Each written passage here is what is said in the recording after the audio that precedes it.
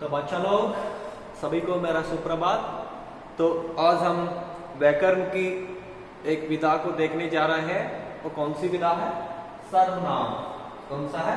सर्वनाम। सर्वनाम को हम देखने जा रहे हैं। पिछली व्याकरण विधा के अंतर्गत हमने पिछली अवधि के व्याकरण विधा के अंतर्गत हमने संज्ञा को देखा था।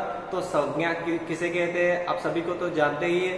तो संज्ञा इसे कहते हैं जो किसी स्थल, वस्तु या व्यक्ति का नाम सूचित करता या बोध करता हो तो उसे हम संज्ञा कहते हैं। तो आज हम देखने जा रहे हैं सर्वनाम।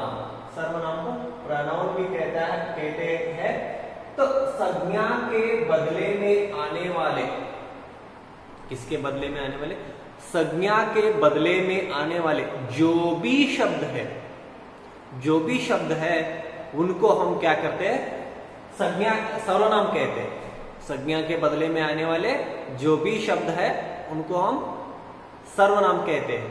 तो सर्वनाम जैसे कि वह, मैं, तू, तुम, आप, उसका, इसका, आप, आपने, आपको, किसी का, इन सारे क्या है? ये सारे शब्द क्या है? सर्वनाम के अंतर्गत आते हैं।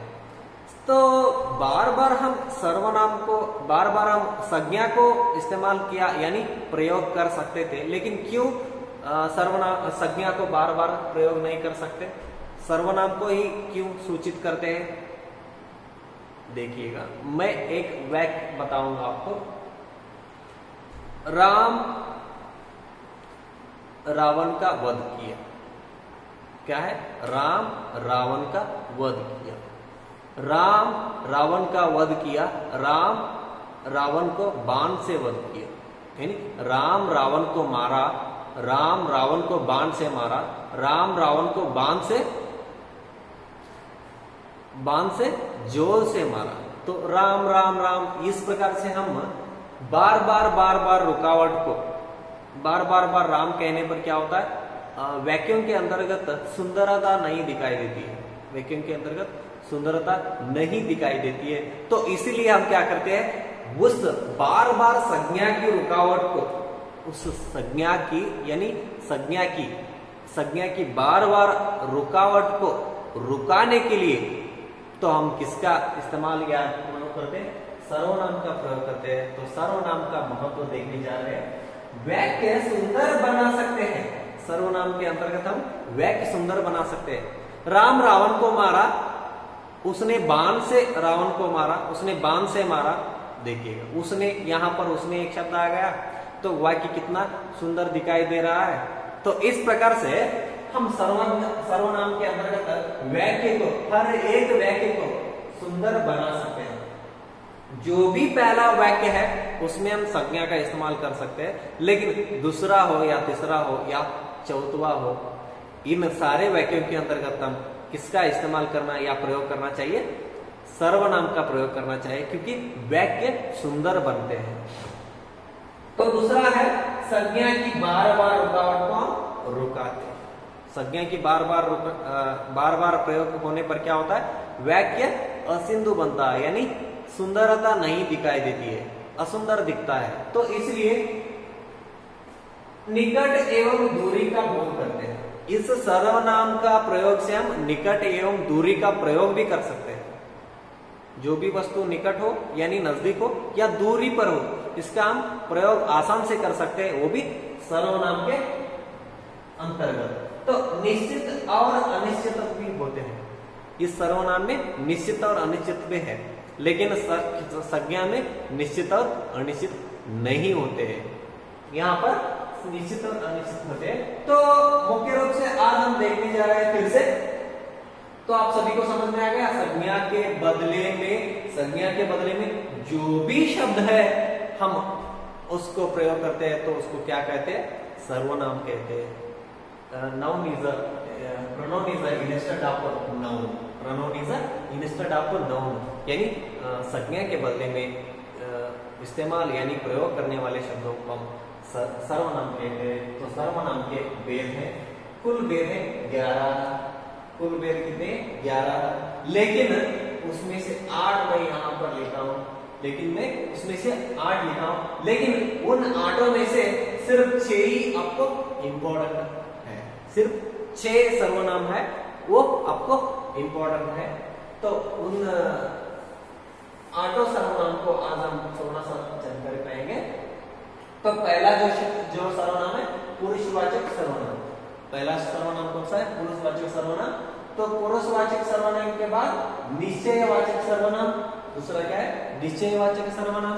और तीसरा जो है संबंधवाचक सर्वनाम, और चौथा जो है नित्यवाचक सर्वनाम, प्रश्नवाचक सर्वनाम, अनिश्चयवाचक सर्वनाम, निजवाचक सर्वनाम, और आखिर क्या है? आदरवाचक सर्वनाम। इस प्रकार से हम कुल 8 प्रकार को यहाँ पर लिखा गया है। तो पुरुषवाचक सर्वनाम किसे कहते हैं? यहाँ पर पुरुष का बोध होता है। पुरुष यानी सिर्फ व्यक्ति ही नहीं, आदमी ही नहीं, बल्कि औरत का भी प्रयोग यहाँ पर होता है। यहाँ पर पुरुषवाचक सर्वनाम कहते हैं, यानी किसी आदमी हो या औरत हो, इन व्यक्तियों को लेकर जो भी सर्वनाम चलता है उसको हम पुरुषवाचक सर्वनाम कहते हैं। तो पुरुषवाचक सर्वनाम के अंतर्गत हम प्रमुख और फिर से 3 रूप को देखते हैं, यानी उत्तम पुरुष, मध्यम पुरुष और अन्य पुरुष। कौन सा है? उत्तम पुरुष, मध्यम पुरुष और अन्य पुरुष। तो उत्तम पुरुष के अंतर्गत मैं, हम, मैं और हम उदाहरण आते हैं। और मध्यम पुरुष के अंतर्गत तू, तुम, आप। मध्यम पुरुष में तू, तुम, आप। और उसके बाद में अन्य पुरुष में वह, वे, यह, ये, उसका, इसका, किसी का। इस प्रकार से पुरुषवाचक सर्वनाम के अंतर्गत 3 प्रकार फिर से होते हैं, उत्तम पुरुष, मध्यम पुरुष और अन्य पुरुष नाम से जानते हैं। तो दूसरा जो है निश्चयवाचक सर्वनाम। निश्चयवाचक सर्वनाम मुख्य रूप से हम निश्चित किसी एक कार्य को निश्चित रूप से अगर बोध करता है तो उसको हम निश्चयवाचक सर्वनाम कहते हैं। तो इसके अंतर्गत आने वाले एग्जाम्पल्स यानी उदाहरण है इसने, इन्होंने, इसे, इनमें, इसी ने खून किया, इसी ने चोरी किया, इन्होंने आए। इस प्रकार से निश्चित रूप से हम जो भी कहते हैं उसको हम निश्चयवाचक सर्वनाम कहते हैं। और तीसरा जो है संबंधवाचक सर्वनाम, यानी यहाँ पर एक सर्वनाम से दूसरे सर्वनाम के अंतर्गत ये संबंध जोड़ता है तो उसको हम संबंधवाचक सर्वनाम कहते हैं। तो संबंधवाचक सर्वनाम के अंतर्गत एक उदाहरण देखा जाए तो मैं वही करूंगा जो तुम करो,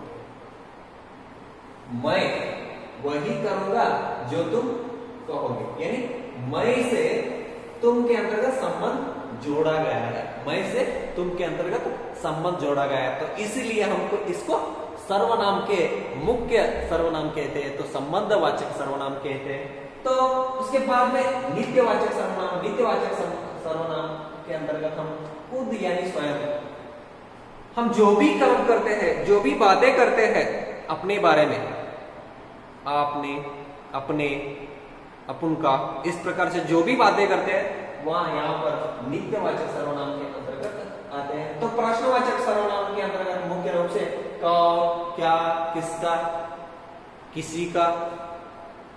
तो किसने, किसने मारा, किसने देखा, कौन आया।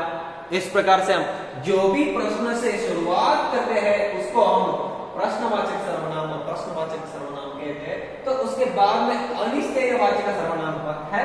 अनिश्चयवाचक सर्वनाम के अंतर्गत कोई, कुछ, यानी अनिश्चयवाचक किसी एक वाक्य का, किसी एक काम का हमें निश्चित ज्ञान न हो, यानी कोई आया है, कोई आया है, कुछ लाया हूं, यानी कितना लाया हूं पता नहीं, कुछ लाया हूं, कोई आया है, कोई आया है लेकिन कौन है पता नहीं। इस प्रकार से जो भी हम अनिश्चित रूप से निश्चित न ज्ञान होकर कहते हैं उसको हम अनिश्चित वाचक सर्वनाम, अनिश्चित वाचक सर्वनाम कहते हैं। तो उसमें कोई, कुछ, इस प्रकार से उदाहरण आते हैं। तो निजवाचक सर्वनाम के ओर चलते हैं। तो निजवाचक सर्वनाम के अंतर्गत भी हम निज यानी स्वयं खुद जो भी काम करते हैं उसके अंतर्गत आने वाले वाक्यों को लेकर हम निजवाचक सर्वनाम कहते हैं। तो उसके बाद में जो भी है आदरवाचक सर्वनाम, यहाँ पर देखिएगा आदरवाचक सर्वनाम मुख्य रूप से आपको लेकर चलते हैं। आप यानी आपने, आपसे, आपका, इस प्रकार से जो भी आदर से, आदर रूप से, आदर भावनाओं से मिश्रित सर्वनाम हो उसको हम आदरवाचक सर्वनाम कहते हैं। इस प्रकार से सर्वनाम में कुल 8 प्रकार है। 8 प्रकार में से 6 प्रकार मुख्य होते हैं। तो इस प्रकार से हम सर्वनाम के बारे में जानकारी प्राप्त कर लिया। तो आशा करता हूं कि इस सर्वनाम के सारी जानकारी आपको प्राप्त हुई है। अगर किसी को पता ना हो तो आप मुझे पूछ सकते हैं बच्चों। धन्यवाद।